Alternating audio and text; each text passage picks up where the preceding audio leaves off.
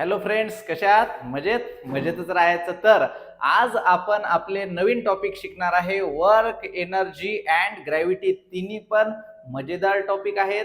हळूहळू आपण समजून घेऊ आणि महत्वाचे पण आहेत की हे बेसिक नॉलेज असेल तर आपल्याला खूप कामीचं पडणार आहे.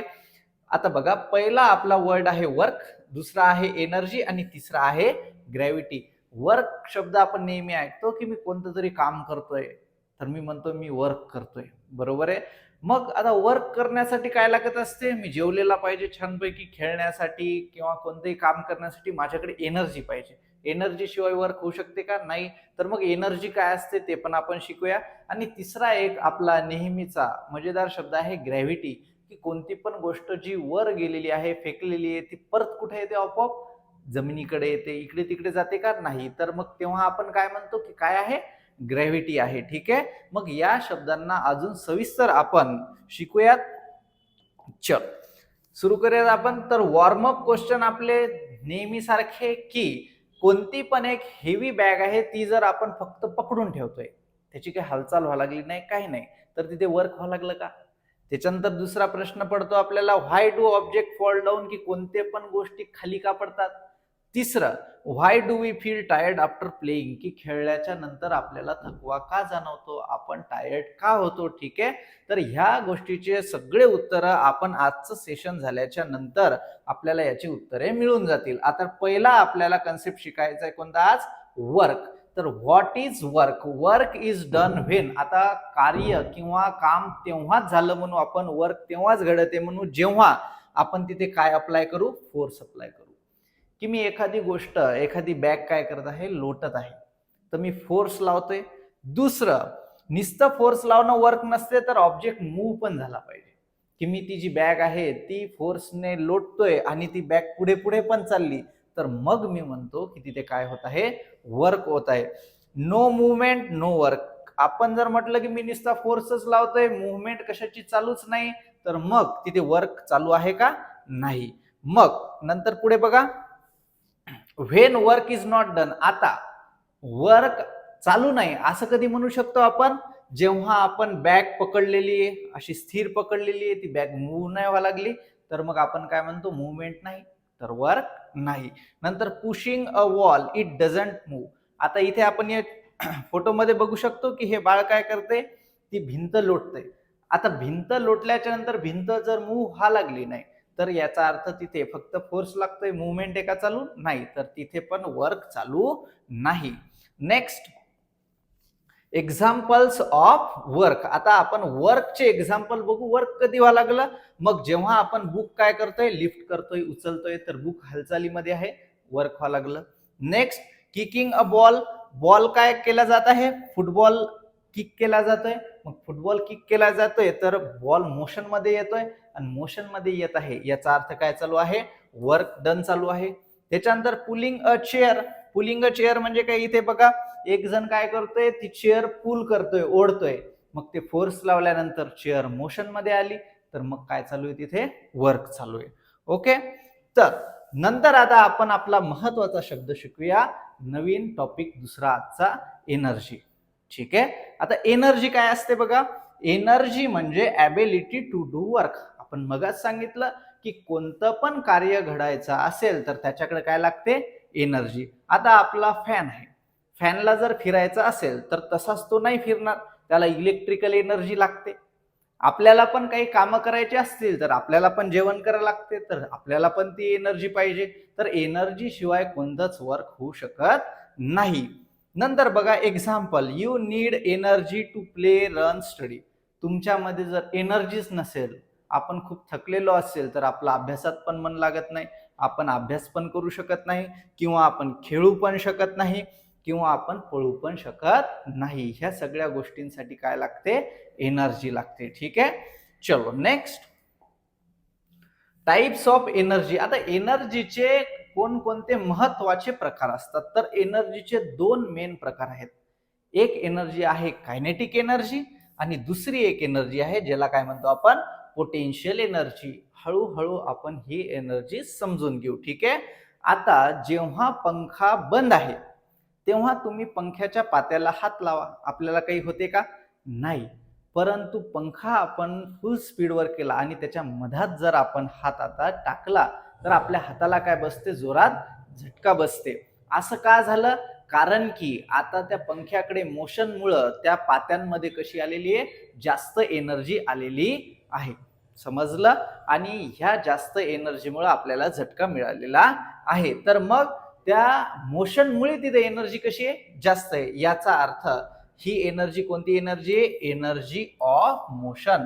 आता हा धावत असलेला विद्यार्थी जर आपल्या अंगावर अचानक आला तर आपल्याला मोठा धक्का बसेल. हे कशामुळे झाले? कारण की तो मोशन मध्ये असल्यामुळे त्याची खूप जास्त एनर्जी होते.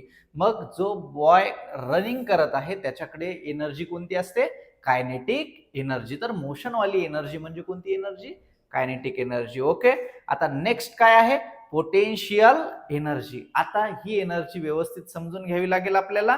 पोटेन्शियल एनर्जी म्हणजे काय? एखादा स्पंज आहे किंवा स्प्रिंग आहे बघा, ते जर आपण असं दाबून ठेवलं, त्याच्यानंतर तिथे कोणती एनर्जी साठवली, त्याची पोझिशन तशी झाल्यामुळे पोटेन्शियल एनर्जी. कारण की ते जर मी सोडलं की ते काय होणार आहे? उडी खाणार आहे किंवा त्याची साईज बदलणार आहे. मग ते ऑपअप कसं काय व्हायला लागलं? कारण की त्याच्यात आधी काय साठवली आपण, ते प्रेस केल्याच्या नंतर पोटेन्शियल एनर्जी. म्हणून कोणत्या पण गोष्टीला आपण विशिष्ट आकारात आणलं जबरदस्ती तर त्याच्यात काय साठवत असते? Potential energy. ठीक आहे. चलो, स्ट्रेच रबर बँड याचं एक्झाम्पल आहे की रबर बँड जर आपण असं स्ट्रेच केलं म्हणजे त्याची पोझिशन थोडीशी वेगळी केली आणि ते सोडलं तर तिथे काय होईल? ते उडी खाईल. आणि ही एनर्जी कुठून आली त्याच्यात? कारण की स्ट्रेच केल्यावर त्या पोझिशनमुळे त्याच्यात कोणती एनर्जी आली? Potential energy. तर सोपं काय आहे मग?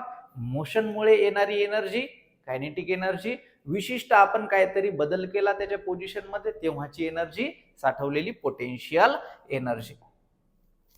नंतर रिअल लाईफ एक्झाम्पल की कार जेव्हा मूव्ह करते तेव्हा कोणती एनर्जी आहे? मग मुवमेंट वाली कायनेटिक एनर्जी. आणि या डॅम मध्ये आपण बघतोय पाणी काय झालेलं आहे? साठवलेलं आहे. मग पाणी साठवलेलं आहे, इथलची गेट कधी पण खोलले तर पाणी मुवमेंट मध्ये येईल. मग त्या पाण्यामध्ये या भिंतीमुळे जी एनर्जी तयार झाली ती कोणती एनर्जी आहे? त्या पोझिशनमुळे पोटेन्शियल एनर्जी. आता बघा, एनर्जी इन डेली लाईफ. आपल्या दैनंदिन जीवनामध्ये डेली लाईफ मध्ये एनर्जीचे एक्झाम्पल कोणते? की जेव्हा फूड आपण खातो तेव्हा आपल्याला काय भेटते? एनर्जी. बॅटरीमध्ये काय असते? इलेक्ट्रिकल एनर्जी स्टोअर करून ठेवतो आपण, बरोबर आहे. आणि मग त्या एनर्जीच्या वापरामुळे आपण इलेक्ट्रिकल अप्लायन्सेस चालवतो. नंतर सन पण आपल्याला काय देते? त्या सूर्यकिरणाद्वारे एनर्जी देते, ज्याच्यामुळे फोटोसिंथेसिस होते झाडांमध्ये. ह्या गोष्टी माहित आहेत आपल्याला. नंतर व्हॉट इज ग्रॅव्हिटी? आपला तिसरा आणि आजचा लास्ट महत्वाचा टॉपिक आहे. ग्रॅव्हिटी म्हणजे काय? इंटरेस्टिंग टॉपिक आहे आपला. तर ग्रॅव्हिटी एका प्रकारचा काय आहे? फोर्स आहे, ज्याच्यामुळे सगळ्या गोष्टी कुठे ओढल्या जातात? अर्थच्या सेंटरकडे म्हणजे पृथ्वीकडे ओढल्या जातात. ओके. मग इथे बघा, what goes up come down. कोणती पण गोष्ट वर फेकली की ती कुठे येते?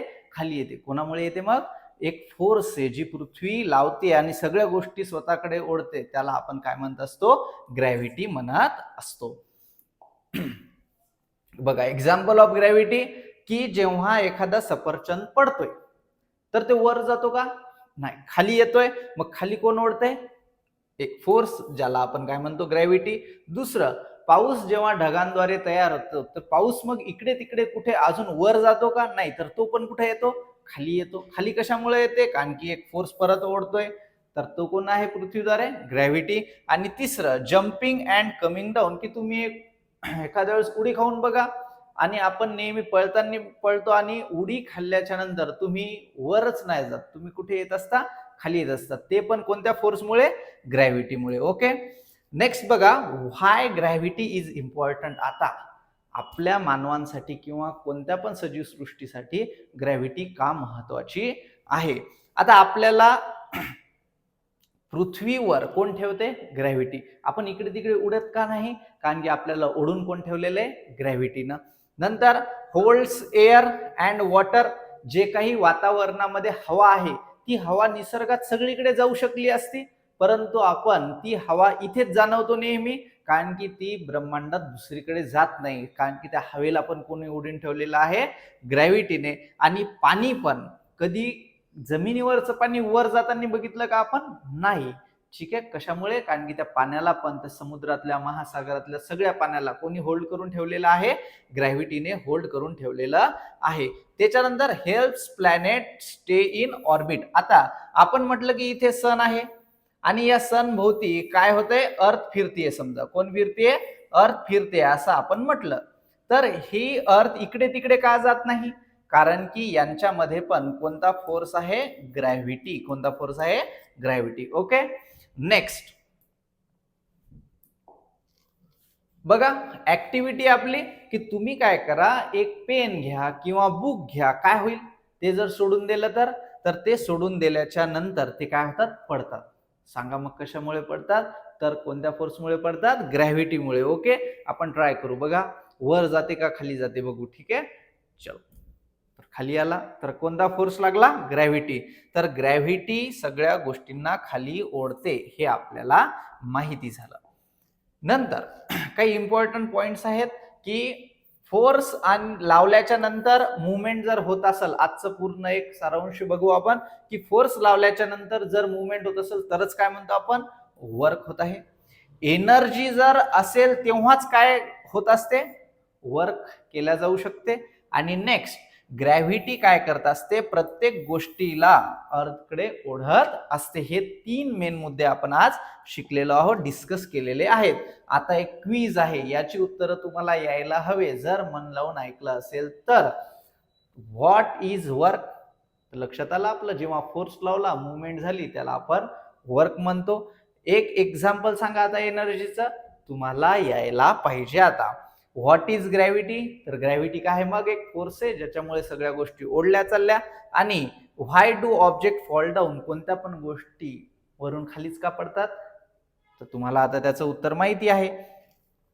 चलो, एक फन क्वेश्चन आहे की ऍस्ट्रॉनॉट्स जे आहेत ते ऍस्ट्रॉनॉट ला ग्रॅव्हिटी फील होत नाही, ते असे तरंगताना आपण बऱ्याचशा पिक्चर मध्ये, शोज मध्ये बघितलेलं आहे की ते ऍस्ट्रॉनॉट काय होत आहेत? त्या अवकाशामध्ये तरंगत आहेत. असं का होत असेल? तर याचं उत्तर तुम्ही आता शोधून काढायचं. हे तुमचं काम. तुम्ही कमेंट्स मध्ये त्याचं उत्तर देऊ शकता. आणि मगाचे क्विजचे प्रश्न जर तुम्हाला कळत असतील तर तुम्ही काय करू शकता? स्किप करून मागे व्हिडिओ आपण घेऊन ते प्रश्नाची उत्तरे शोधू शकतात. आता आज आपण वर्क, एनर्जी, ग्रॅव्हिटी शिकलो. नेक्स्ट आपण सेशन मध्ये किंवा नेक्स्ट आपल्या मजेदार व्हिडिओ मध्ये हे इंटरेस्टिंग टॉपिक शिकू, प्रेशर आणि डेन्सिटी. बरोबर आहे. आजचे टॉपिक आपल्याला खूप छान प्रकारे समजले असतील आणि हा व्हिडिओ चांगल्या प्रकारे शेअर करा तुमच्या इतर मंडळीला. Science makes life easy. जेव्हा आपण सायन्स शिकतो तेव्हा लाईफ कशी होऊन जाते, आपल्याला सगळ्या प्रश्नांचे उत्तर मिळतात आणि लाईफ कशी वाटते आपल्याला? एकदम इझी, इंटरेस्टिंग वाटते. ओके. तर भेटूया आपण आपल्या नेक्स्ट लेक्चर मध्ये. Okay, bye bye.